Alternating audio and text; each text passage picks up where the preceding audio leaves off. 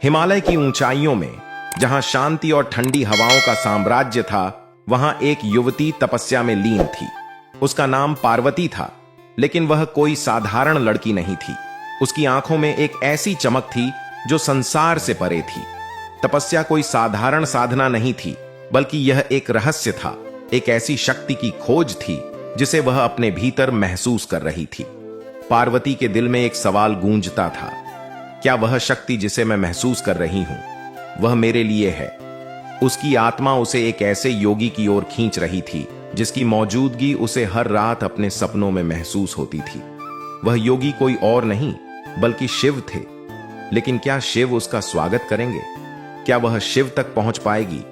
कभी कभी जब पार्वती गहरी साधना में खो जाती, उसे लगता जैसे वह शिव के करीब पहुंच रही हो, लेकिन अचानक वह सपने की दुनिया से बाहर आ जाती और फिर वही सवाल उसका पीछा करने लगता, क्या यह केवल एक सपना है या कुछ और? दूसरी ओर शिव, जिन्हें महादेव के नाम से जाना जाता है, अपनी साधना में लीन थे। उनकी तपस्या का उद्देश्य केवल खुद को शून्य में खोने का नहीं था, बल्कि वह अपनी शक्ति और सिद्धि को एक उच्चतम स्तर तक पहुंचाना चाहते थे।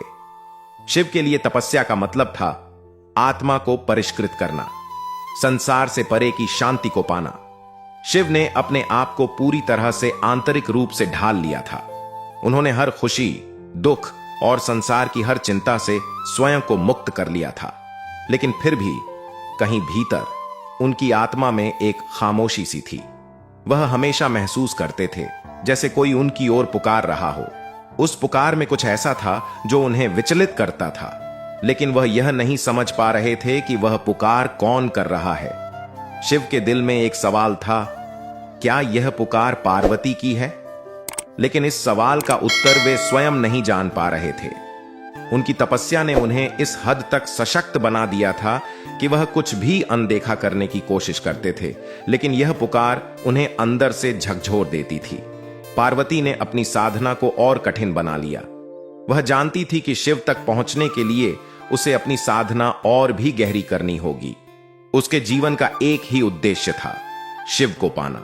लेकिन यह साधना आसान नहीं थी। पार्वती ने हर कदम में अपने को और बलि चढ़ाया। उसने न केवल अपने भौतिक रूप से बल्कि मानसिक और आत्मिक रूप से भी खुद को शिव के चरणों में समर्पित किया। उसने ध्यान और तपस्या के ऐसे कठिन रास्ते अपनाए जिनका अंजाम अनिश्चित था। बर्फीली हवाओं और ठंडे पहाड़ों के बीच अकेले दिन रात बिताए। उसकी तपस्या ने उसे न केवल बाहरी दुनिया से बल्कि अपनी खुद की दुनिया से भी दूर कर दिया। लेकिन उसे यह एहसास था कि एक दिन उसकी तपस्या उसका फल देगी और वह उस योगी तक पहुंच जाएगी जिसका सपना वह हर रात देखती थी। पार्वती का समर्पण इतना गहरा था कि उसकी आंखों में एक नई चमक आ गई थी। उसकी आंखों में एक आंतरिक सशक्तिकरण था जो उसकी पूरी शक्ति को केंद्रित कर रहा था। वह जानती थी कि शिव के बिना उसका जीवन अधूरा है और उसके जीवन का हर पल उसकी साधना को पूरा करने के लिए है। एक दिन जब पार्वती अपनी साधना में गहरी लगन से डूबी हुई थी, अचानक उसकी आंखों के सामने एक तेज रोशनी फूटी। वह घबराई, लेकिन फिर उसने महसूस किया कि वह रोशनी शिव के रूप में उसकी ओर आ रही थी। शिव ने अपनी दिव्य उपस्थिति में प्रकट होकर कहा, क्या तुम मुझे स्वीकार करने के लिए तैयार हो? पार्वती के दिल में एक गहरी हलचल हुई, लेकिन उसने तुरंत उत्तर दिया, मैं आपसे उसी रूप में प्रेम करती हूं जैसे आप हैं। शिव के चेहरे पर मुस्कान थी, लेकिन उसकी आंखों में एक अनकही गहराई थी। यह वह पल था जब शिव और पार्वती का मिलन होने वाला था। यह मिलन केवल एक शारीरिक नहीं, बल्कि एक आध्यात्मिक और ब्रह्मांडीय मिलन था जो पूरी सृष्टि को एक नए रास्ते पर ले जाने वाला था। शिव और पार्वती का मिलन केवल प्रेम का मिलन नहीं था, बल्कि यह पूरी सृष्टि के संतुलन को स्थापित करने की प्रक्रिया थी। दोनों की ऊर्जा मिलकर एक ऐसी शक्ति बन गई जो विश्व के हर कोने में महसूस की जा सकती थी। उनका मिलन ब्रह्मांड के हर तत्व से जुड़ा था। यह एक शक्तिशाली गाथा थी जो जीवन और मृत्यु के चक्र को नियंत्रित करती थी।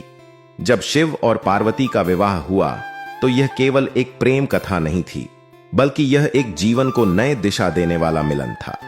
यह उन दोनों के बीच का सामंजस्य था जो पृथ्वी और आकाश के बीच का संतुलन स्थापित कर रहा था। पार्वती और शिव का प्रेम केवल एक भावना नहीं बल्कि एक सिद्धांत था। यह सिद्धांत था, जब दो आत्माएं पूरी तरह से एक दूसरे में समा जाती हैं तो वे एक शक्तिशाली बंधन बना लेती हैं जो न केवल उन्हें बल्कि समूची सृष्टि को एक नई दिशा में प्रवृत्त करता है। शिव और पार्वती ने यह सिद्ध कर दिया कि प्रेम केवल एक शारीरिक आकर्षण नहीं है, यह एक दिव्य ऊर्जा का संचार है जो एक आत्मा से दूसरी आत्मा में प्रवाहित होती है।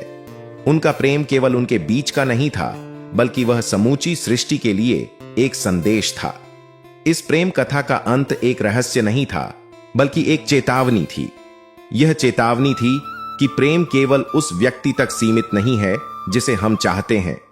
यह प्रेम हर आत्मा की गहराई से जुड़ा हुआ होता है, और जब यह प्रेम सच्चा होता है तो वह केवल दो व्यक्तियों का नहीं बल्कि पूरी सृष्टि का परिवर्तन करता है।